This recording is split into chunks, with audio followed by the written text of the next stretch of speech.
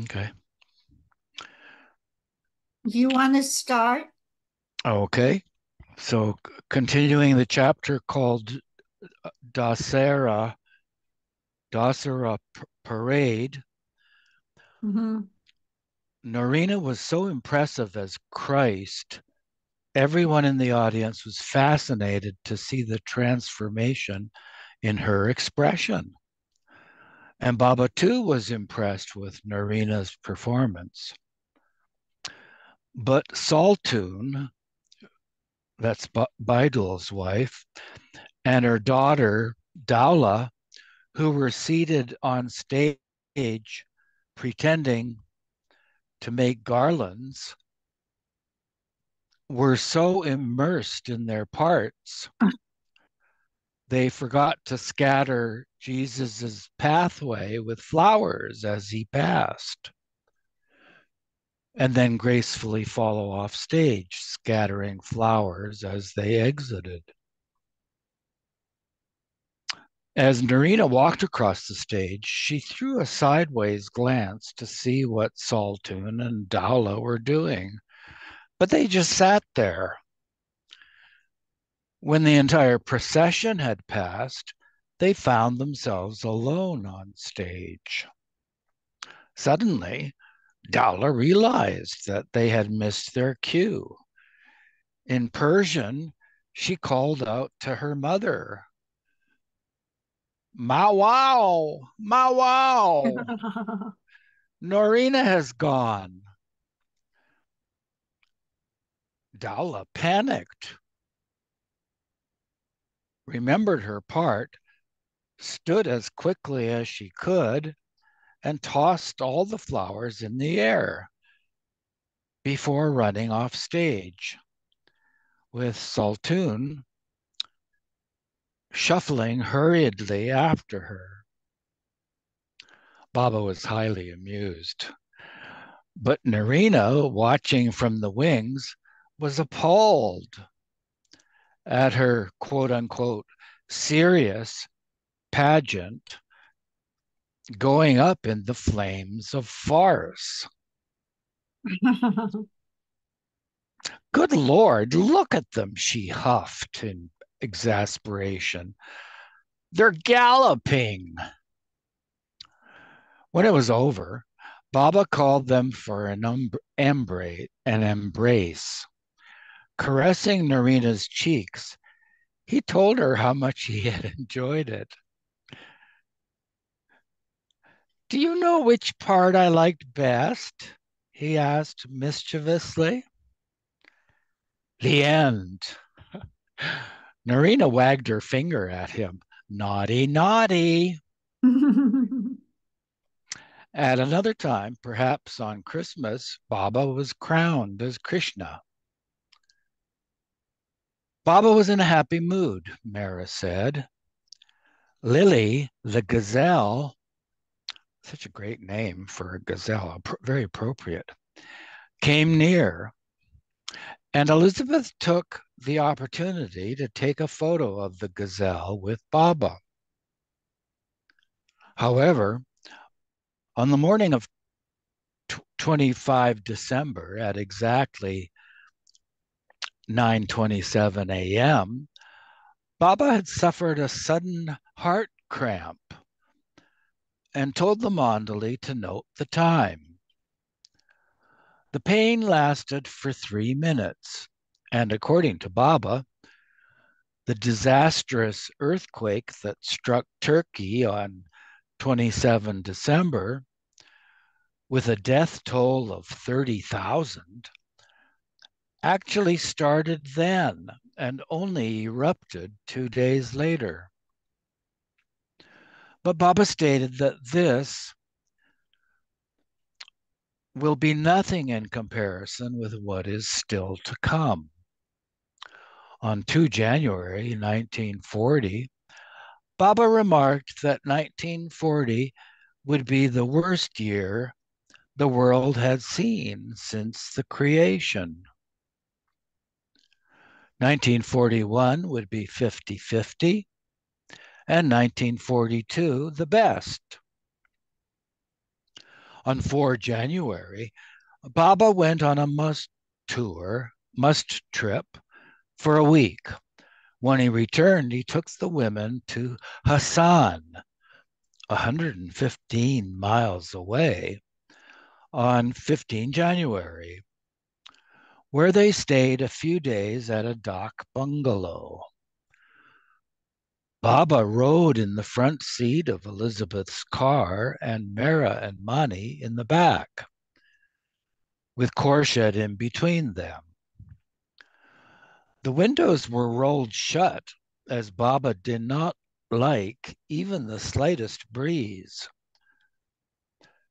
Khorshid was carsick most of the way from the claustrophobic atmosphere and the smell of gasoline, which she could not stand. Mary recalled there was a lot of bumping over bad roads. Mani was carrying a paper bag and gave it to Khorshid. We gave her a kerchief as well. We had to tell Elizabeth to stop so we could get a new bag. It was too awful. Khorshid had to keep her face inside the bag at all times. But when the car jerked, it came on her nose.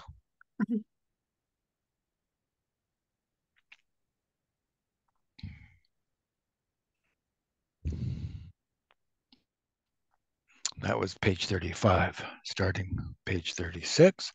Sometimes when Nadja too rode with them, Mara sat in the front seat. Baba was next to the window, Mara in the middle, and Elizabeth driving. Nadja, Khorshid, and Mani were in the back. Though Mara usually preferred large dogs like Alsatians, she liked Elizabeth's Boston Terrier, Kippy, and let the dog sit on her lap. Although the windows were closed, the car's curtains were kept open so that they could see out. I loved fresh air, Mara said, but because the windows were closed, I got no air. Anyway, it was okay as long as Baba was sitting next to me. Kippy was happy, but then got a bit warm. When Kippy felt hot and uncomfortable, she changed her position. I made her sit between Elizabeth and me for some time. I didn't feel hot. I don't know why, because I never liked to feel suffocated. I like air all the time, a breeze blowing, unlike Baba. Those in the blue bus often had an equally rough time of it, as Mara related. The ones who had aisle seats would have liked to be by the window, but they couldn't, as the sick ones, who didn't care about scenery, had to sit there.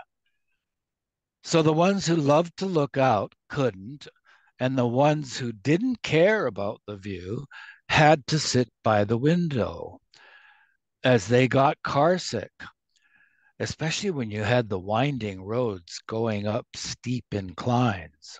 We didn't stop for them. Shireen Mai loved to travel, but at times the Mondley had to carry her in a lift chair to see the sights. To discourage her from accompanying them, Baba told Erich to tell Shireen Mai that there were snakes where they were going, since she hated snakes. She would not always believe him.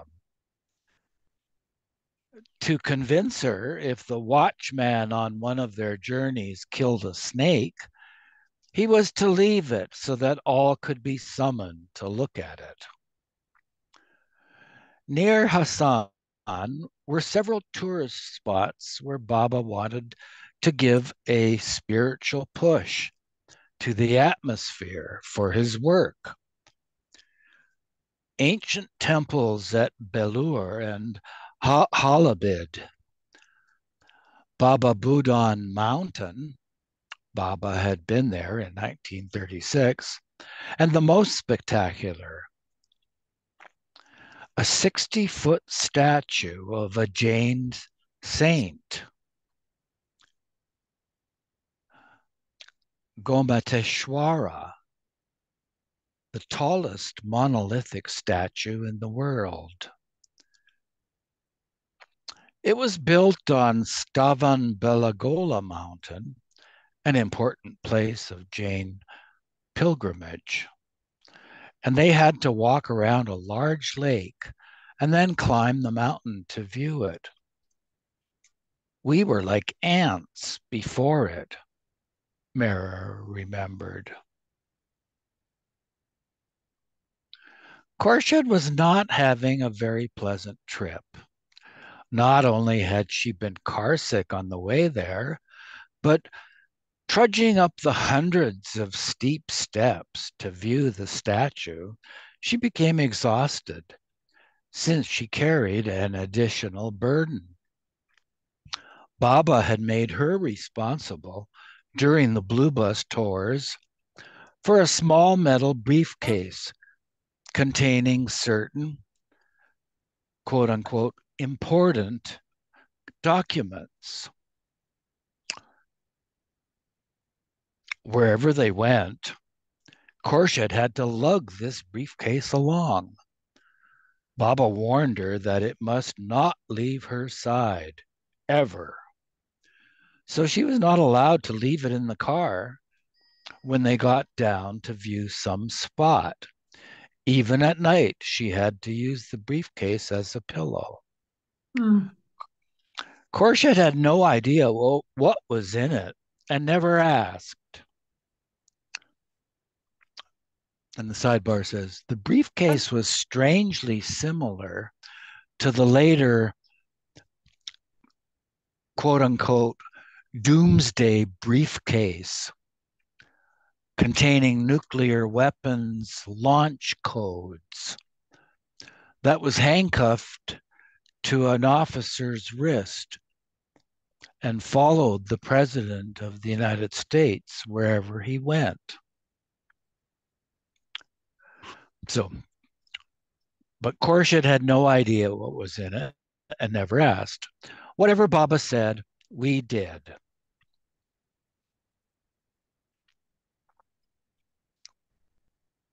Going on to page 37. Moreover, because of this duty, Khorshid's entire concentration was on the briefcase, and she hardly remembered any of the places they visited during the tours. Mani was taking pictures of every place they visited to help herself remember.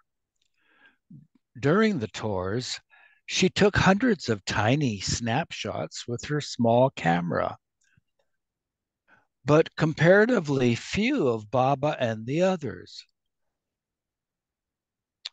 Parentheses, Baba was usually in a hurry and not in a mood to pose for pictures in public places. Besides, Mani had to be near Baba should he need her to interpret the board, which left her with few opportunities to photograph him. End parentheses.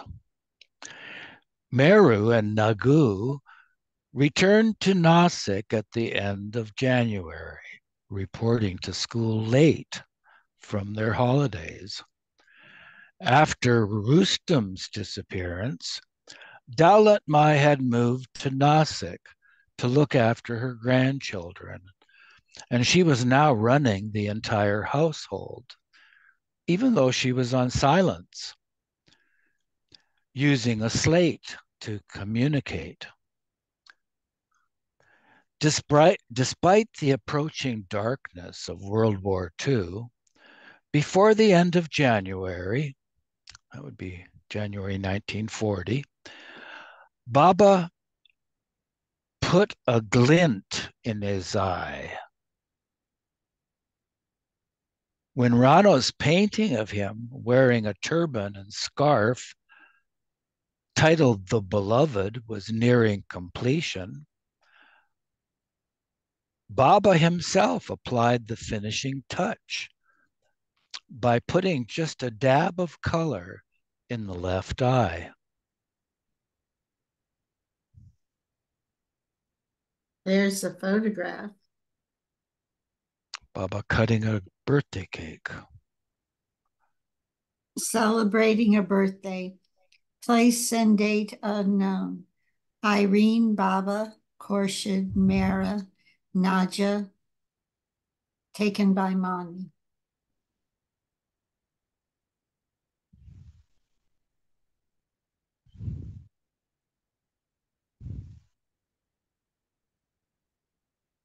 Lucky grooming Baba. Lucky grooming Baba. Oh, I guess it's the monkey. Yeah, Links, Bangalore. he's on his shoulder. Right. Oh, there's Lily the gazelle. So With adorable. Lily in Bangalore in 1939. Elizabeth took that one. Most likely taken at Fatehpur Sikri, Agra, 27th January 1939. Nadine Norina Rano behind taking a photo. Irene, Mehera, Helen, Khorshid toting a special briefcase. And Baba and Mrs. Brown, a neighbor in Agra, acting as their guide that day. Kitty and Nadja. I don't know who Mrs. Brown is. She was a neighbor. It says a neighbor in Agra, acting Yeah. as their guide that day. I don't know which one she is, though. You just think it's this Oh, one? right next to Baba on his left. Yeah. Mandla, December 29th, 1938. Mani, Mehera, Khorshid, with special briefcase by her feet.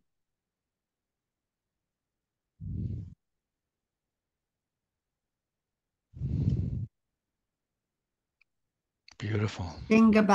Sinhagad, March 28th, 1938.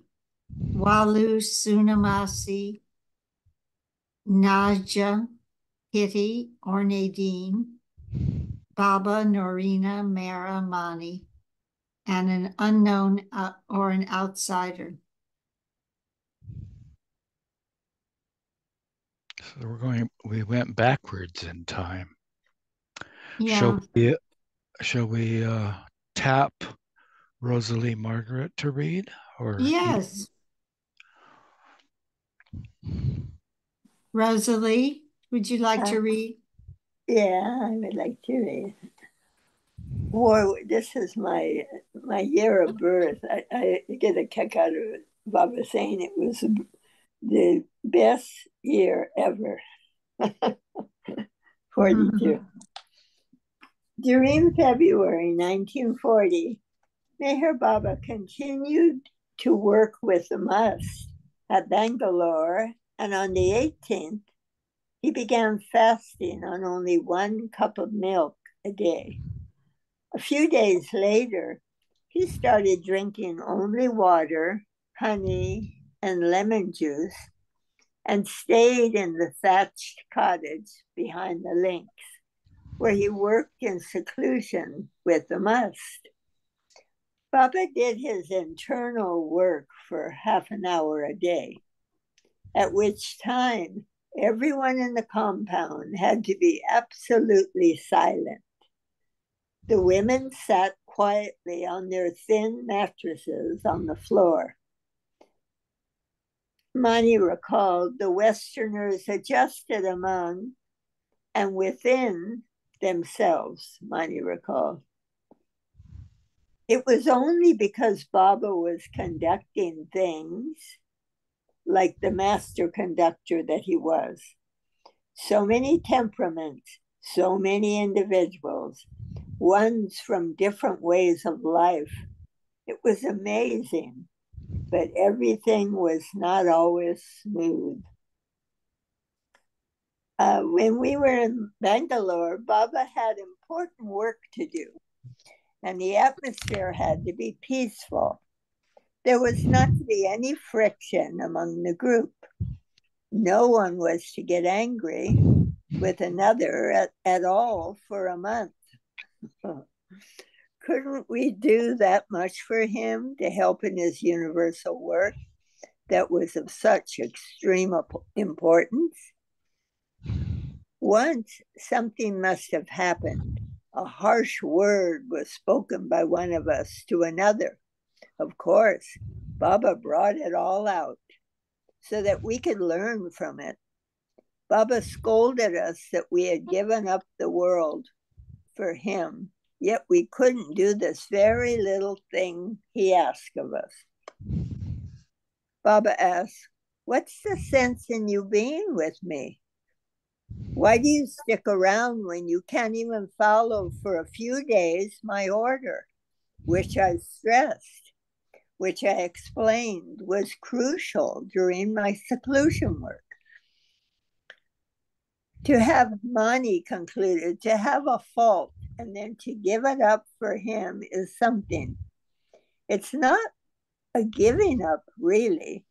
Nothing is a giving up because we have it so strongly in us that it cannot be given up. It has to be worn down. It's a daily thing. And that's where the spiritual training, the grinding work, comes in. I always liked this small prayer that I read. My soul is like a rusty lock.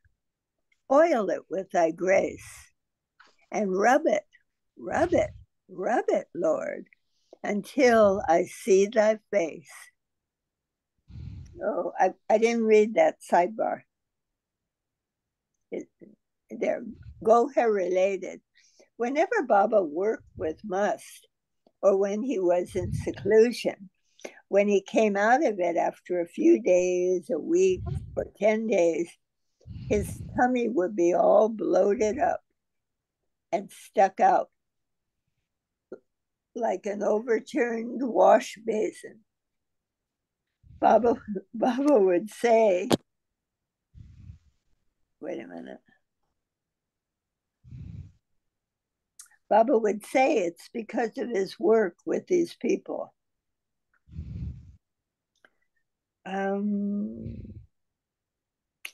Let's see. Okay. Okay, by 28th February, Baba was taking only water, but from 1st March, he planned to fast on orange juice and lettuce for 11 days. By the 11th day of that prayer that I said was from Duncan, a book Duncan had. Something sensational will happen, he told the women, adding, "We leave on April 1st for Meherabad and will tour for a month along the way." On the morning of March 1st, Baba called the women to the must ashram, instructing each to wash her hands first. Mehera was told to bring something from his room. Because of his fast, Mehera was anxious about his health. But Baba said, "Fasting and bathing do not tire me, but I have been working internally very hard and have settled everything." On 6th March, he remarked, "There are millions and millions of holes in my body because of the suffering of the world. But because of my infinite bliss and power, I can withstand it." He did not explain further. Baba broke his fast on 12 March.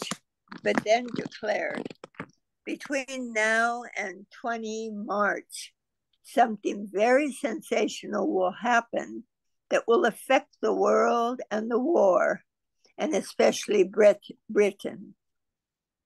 It was therefore necessary, he said, for him to fast again until 20 March. On the final day of this fast, all of the women and men Mandali fasted with him. The next day, which happened to be the Iranian New Year, Baba and all broke their fast. That day, Nauroji Dadachanji and his daughter, Nargis, came to Bangalore.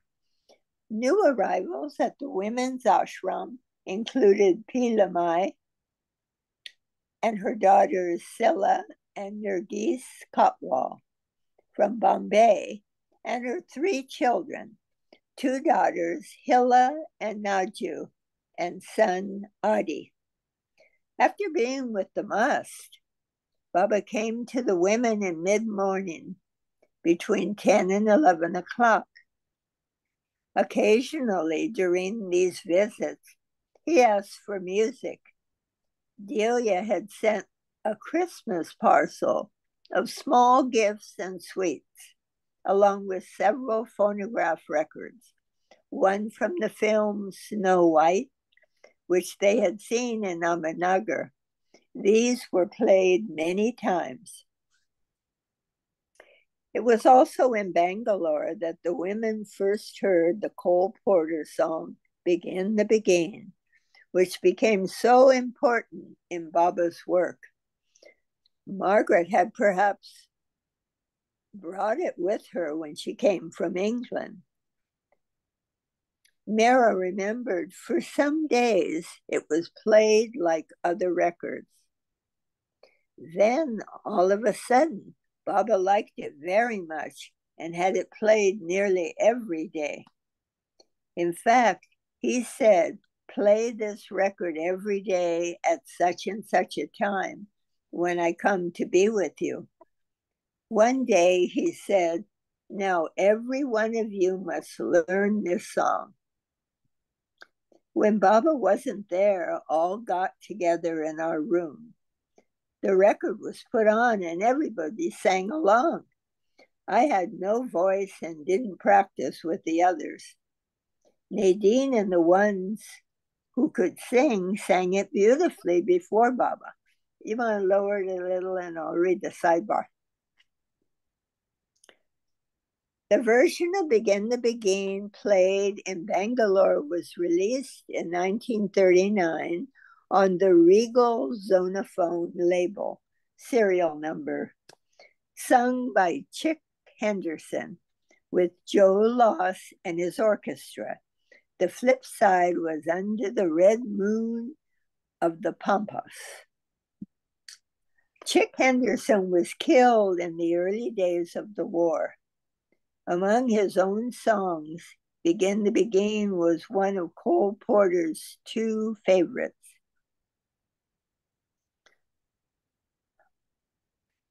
I lost track of where I was. Oh, okay. Anyway, I'll go on from here. Baba was planning to leave Bangalore to go on tour in the blue bus again.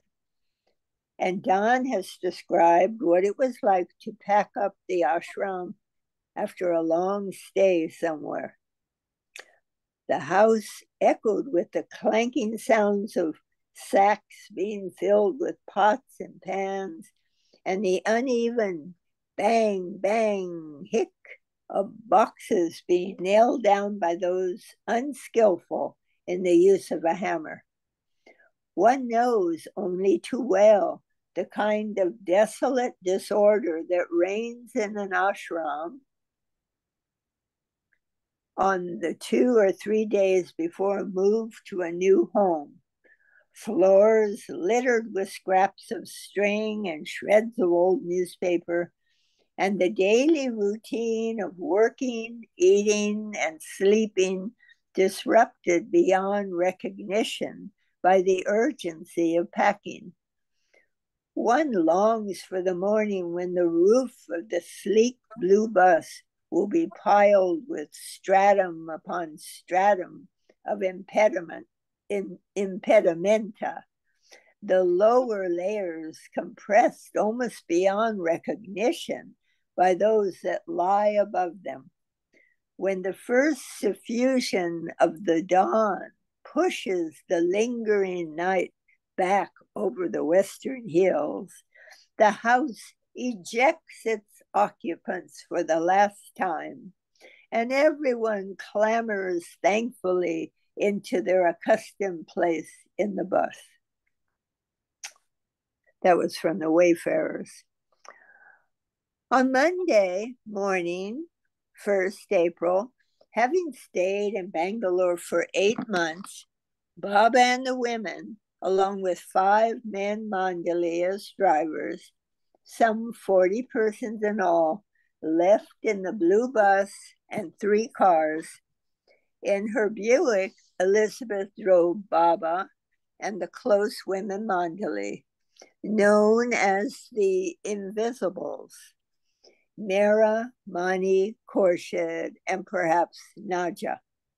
The rest rode in the bus and in the other 2 cars, an auburn and an opal.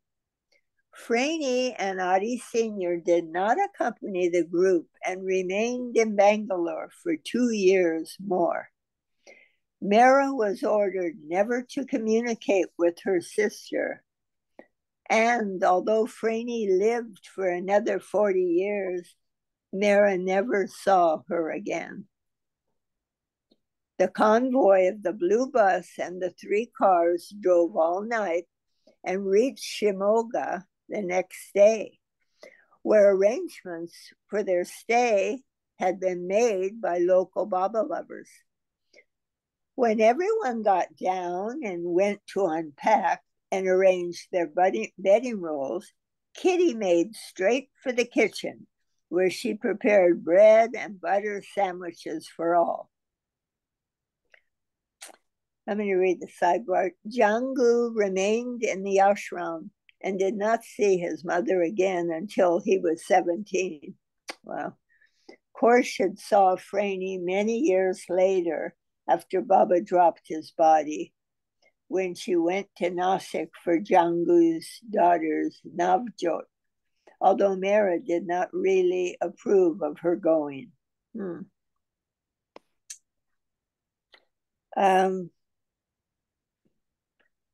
The convoy of the blue bus and 3 cars drove all night and reached Shimoga the next day, where arrangements for their stay had been made by local Baba lovers.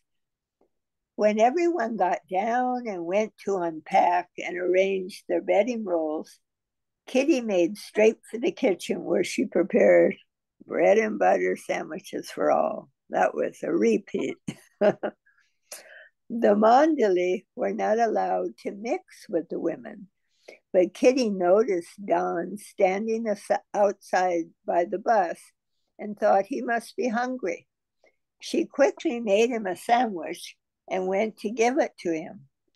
Don was grateful for her kindness, but just then Baba came and told Kitty, "Make Don a sandwich too." "But I already have," Kitty beamed, proud of having anticipated Baba's wish. "Who told you to give Don anything?" Baba asked. "Only I give things to people. Who do you think you are? Do you feel sorry for Don?" Kitty never did it again, and whenever she saw Don, she looked away. During the tour, Baba continued to sit in seclusion each day. Again, the women were ordered to maintain absolute silence while Baba was working, but it was not to be. Mani related what happened. Nothing is too small or insignificant where Baba's orders are concerned. This was a small order, but every order was to be obeyed as if it were a big one. With so many women living together, some of the orders were very difficult, and the sheer proximity of living together in the same household invariably made it even more difficult.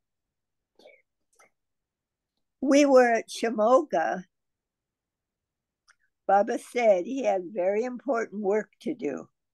He wanted us to do a very little thing for him. Would we do it? Of course, anything for Baba, we said. I need a new page. Sorry.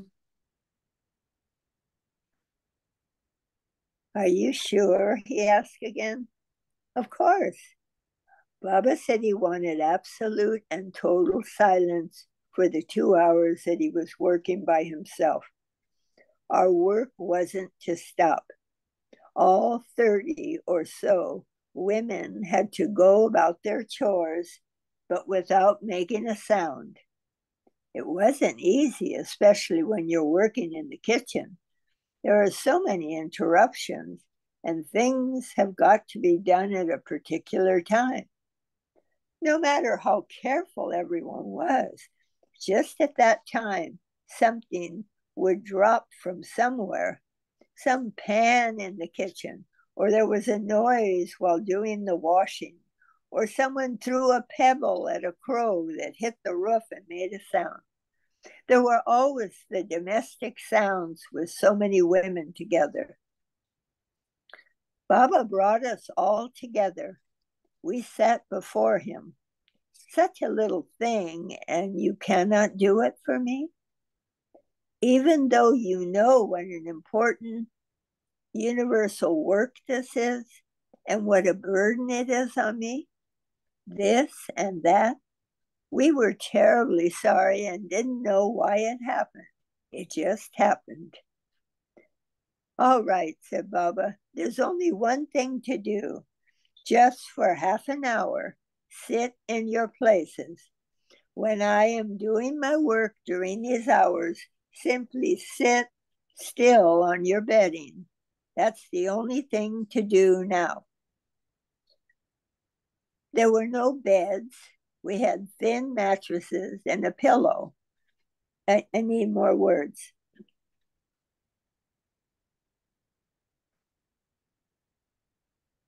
The dorm was full of these, so we all agreed.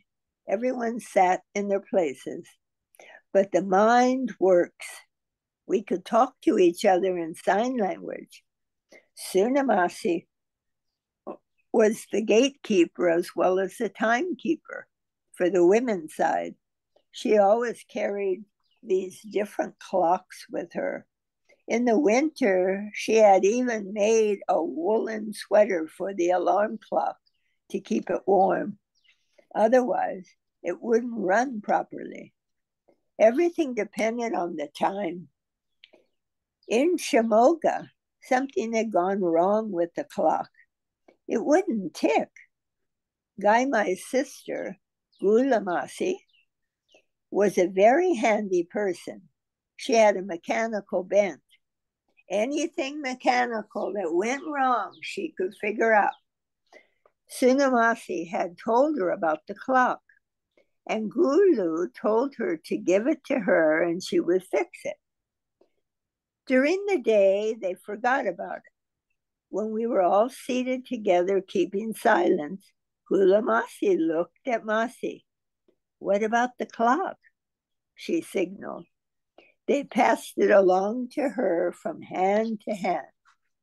Gula looked at it and fiddled with it for a moment before carefully unscrewing it.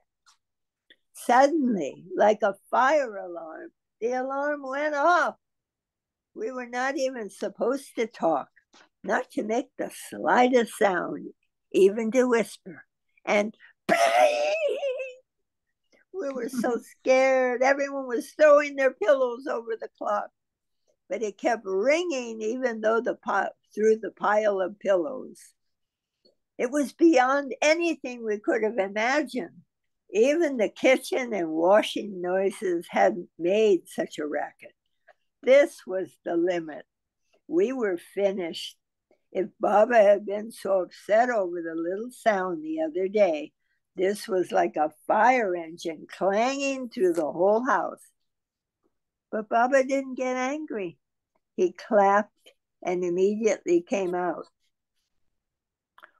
We were all pale and frightened. Baba just looked at us. So this is the kind of people I have around me. His expression seemed to say, a sad lot. He laughed. You can keep quiet for just half an hour, just 30 minutes. You can't keep quiet for that. When Baba had said just to sit in your places, that is how it should have been. But we had thought it won't matter if they fix the clock then. One never gives enough importance and enough stress to his orders. I think Mossy must have felt guilty every time she looked at the clock after that. Before leaving Shimoga at 4 p.m. on 3rd April, Baba told the 3 drivers to follow Elizabeth closely and not to deviate from the planned route. But on the way, they came to some festively decorated cloth and bamboo marriage arches over the road.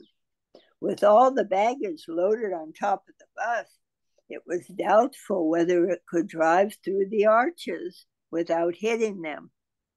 To avoid damaging them, Kakabaria suggested that Don make a slight detour. But the moment the bus left the main road, it became stuck in a hole. There was no slush or mud. The bus simply could not move forwards or backwards. Kaka was in a quandary. Loudly, the women inside the bus had orders not to get down. Jangu became crying loudly. Kaka held a pair of bullock carts to pull the bus out, but it would not budge. In the meantime, Baba sensed trouble and told Elizabeth to turn around and go back. When he saw what had happened, he berated Kaka for not following his orders. Why didn't you obey my instructions? Didn't I tell you not to make any detour? Kaka was doing toba toba, slapping his face and pinching his ears, the Indian gesture for expressing repentance. Baba, save me, he pleaded contritely. I completely overlooked your instructions. I was trying to save the arches. Is an arch more important than my order? Was Baba's curt response. He instructed Elizabeth to tie a cable from her car to the bus and tow it out. Kaka was amazed when the bus was extracted easily and was soon on its way. But that was not the end of their trouble. It was growing dark by now. They were driving through mountains, and the twisting mountain passes were full of curves. Suddenly, the headlights of the bus went out. Oh, the bus swerved into a ditch, and once more cables had to be utilized to pull it out. Kaka thought his punishment for disobeying Baba was being continued. He and Nilu had to sit on the front fender of the bus, holding flashlights to guide their way. As they drove through the thick jungle, Elizabeth saw a tiger cross in front of the headlights. She called out excitedly to Mehera and the women in back, but no one else saw it. It was a lovely forest, but we were too tired to enjoy it, Mehera said. It was late by the time we arrived at a dak bungalow in Jersopa. We were so tired, Baba asked if it was necessary to take down the beddings. We said no. We were just getting everything out, soap, towels, toothbrushes, when Baba said there was a better dock bungalow a little further away. We repacked everything into the bus and took off.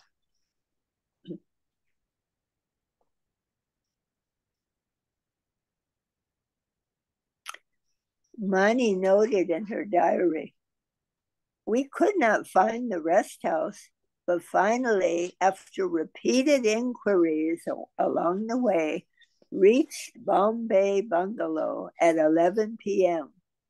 But it happened to be the wrong one.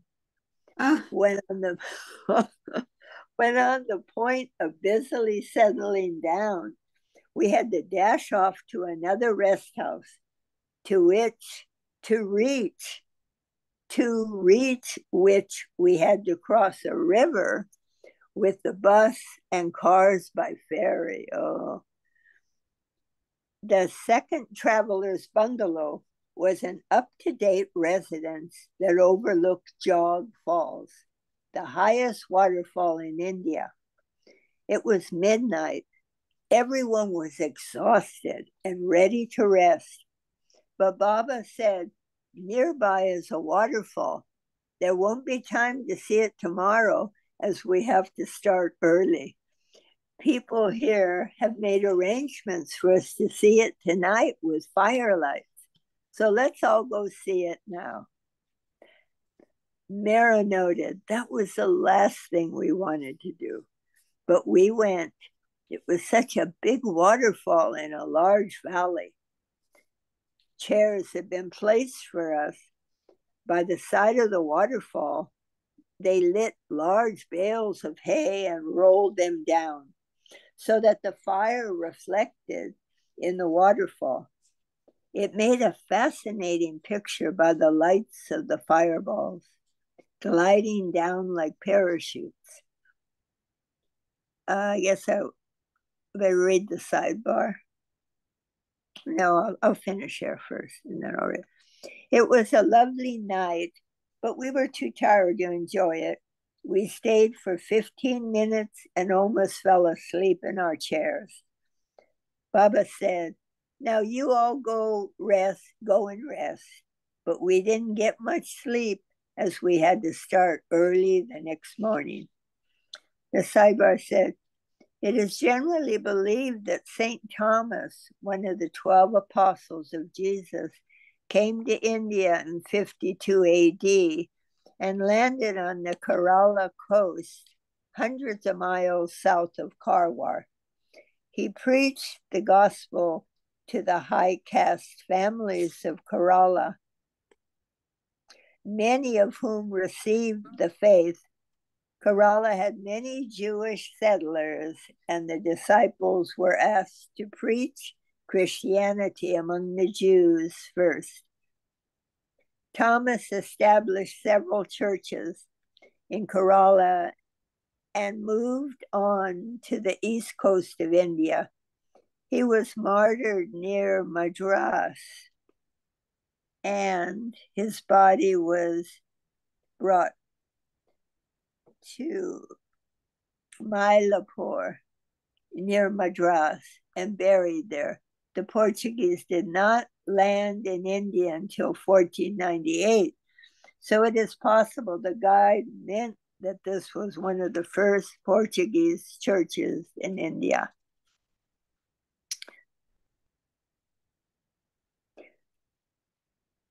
Okay, the convoy arrived in Karwar on 4 April and stayed for 4 days in the Grand Hotel, which overlooked the Arabian Sea.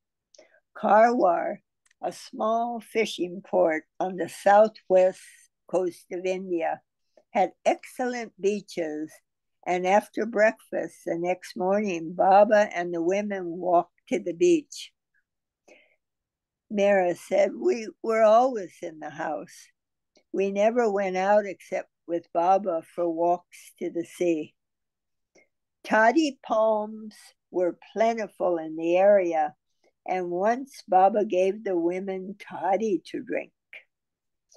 Two sisters, Indu and Sushila, who were cousins of Vishnu, arrived to help with the cooking. In 1932, Indu had been chosen to travel with Baba on one of his trips to the West, but she had not gone because of an illness. On a small island off the coast of Karwar was an old Portuguese church on top of a hill. On 6 April, Baba took the women in a rowboat to see it. They climbed the hill and went inside, where a guide informed them that this was the first Christian church established in India. The women recalled that it was charming, almost dilapidated, but with a warm atmosphere. The island was so picturesque, in fact, that Baba declared he intended to establish a large spiritual center there. One of three he wished to establish in the world for his work. He never did, but the establishing of spiritual centers continued to be one of the main topics of conversation on the journey. Their final 2 days at Karwar were spent at the seashore. The Westerners went for a swim, while the Eastern women watched and waited. Baba made sandcastles on the beach. Okay, I'm turning the reading over. Yeah, Eva, would you like to pick up? Sure. Picking up on leaving, right? Yes. Leaving on 9 April, they drove to Goa via Supa in Karnataka and Anmod, and endured more car trouble on the way. The Auburn overheated and had to be left in the jungle for the night. The blue bus bumped into a cyclist, and the Buick had a flat tire. The previous night, Baba had been groaning in pain and revealed that he had suffered tremendously internally. Perhaps the car troubles were a way to allow the others to share a tiny bit of his burden. Goa is a former Portuguese colony on the west coast of India, and here they stayed at the Hotel Republica in Panjim. On the way into town in the morning, they passed the church and tomb of St. Francis Xavier, a 16th century priest who selflessly served the poor and lepers, and who, Baba said, was spiritually advanced. Baba had Elizabeth stop the car at the gate and inquire when the church would be open.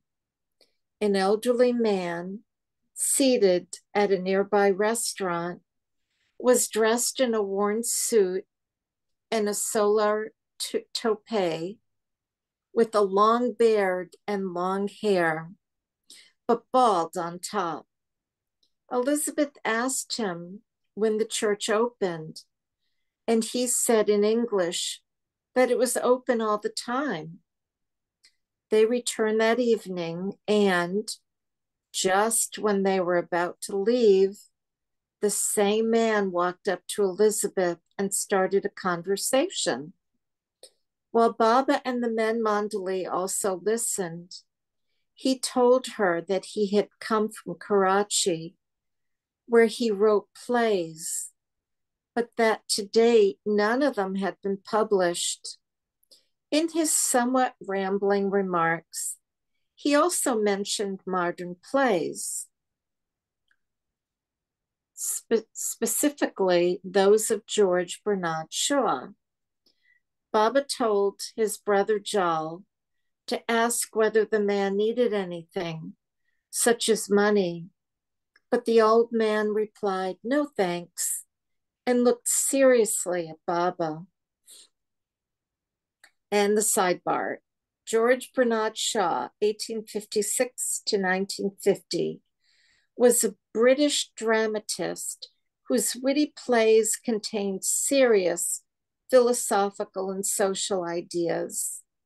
His first successful play was Major Barbara, 1905, a satire of the Krupp dynasty of German munitions makers. At the hotel, Baba revealed to the group that the man was his agent. "You are all blind. He is very spiritually advanced and a conscious agent. All his talk about writing plays had hidden meaning meant for me. I gave him certain instructions internally, and tomorrow he will leave Goa."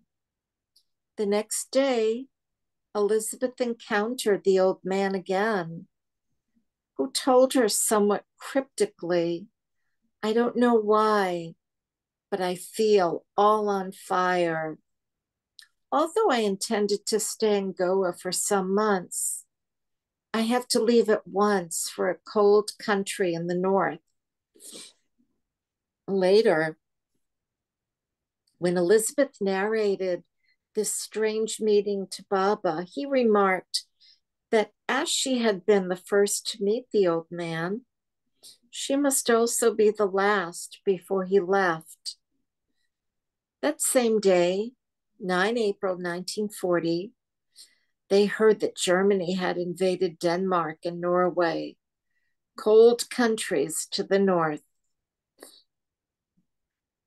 Norina, too, had an encounter in Goa with one of Baba's agents, but hers was with a Christian Mastani who had the appearance of an Amazon, a warrior woman. Norina and Kakabaria had been instructed to bring her to Baba. Unlike others, this Mastani was not found sitting on the street dressed in rags, but striding down the highway in a black chiffon blouse and a long pleated skirt with bobbed hair. Baba saw her from the balcony and remarked that she held the key to the spiritual affairs of Goa.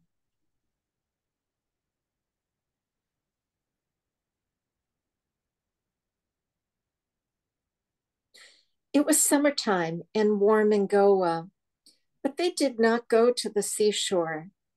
They did, however, see a film, Gopal Krishna, about Lord Krishna's mischievous childhood. Goan cuisine is famous throughout the country, especially for its curries, and Baba permitted them to sample some. Mehera, Mani, and a few others ate their meals on a terrace with Baba. Once, a tasty dessert was served, and Mani liked it so much that she collected the leftover syrup from everyone's plate and drank it. Then, for some reason, she fell asleep for a full hour. Later, they discovered that the syrup was made with wine. And Mani had overindulged. Next reader. Yeah, I think we'll stop here.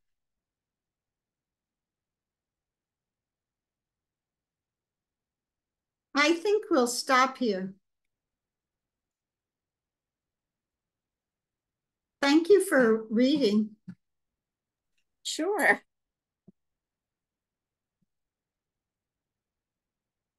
Yeah. So Rosalie, Eugene, Eva, and me. That's, where did we leave off? Oh, I forgot. Page 48. Eugene, is that your backyard there? Is that like a mountain?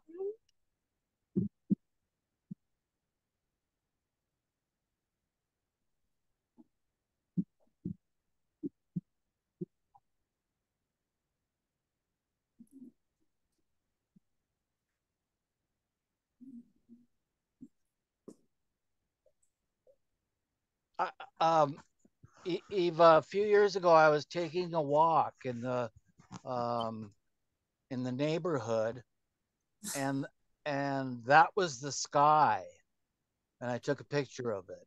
That's beautiful. That's amazing. Yeah. You really live I out mean, in the country, right? yeah, and it looks very oceanic. It kind of does. Oceanic meaning like it looks like an ocean or Yeah. oh, we're still being recorded. Oh, let's turn that off. Too late, Eva. That's beautiful, Eugenie. Thank you. Yeah, it just turned out like it looked like a huge How do wave. I turn it off? Oh, Oh, we're still being recorded. yeah. You it's probably under the three dots. I don't see three dots. Up on the upper right. No.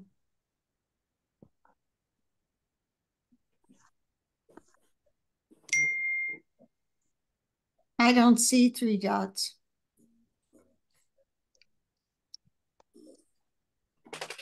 Uh, How about on the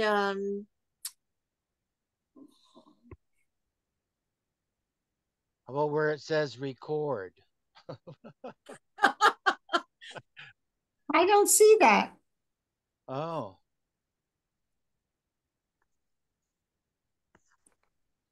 do you remember how you turned it on? Yeah. Stop recording.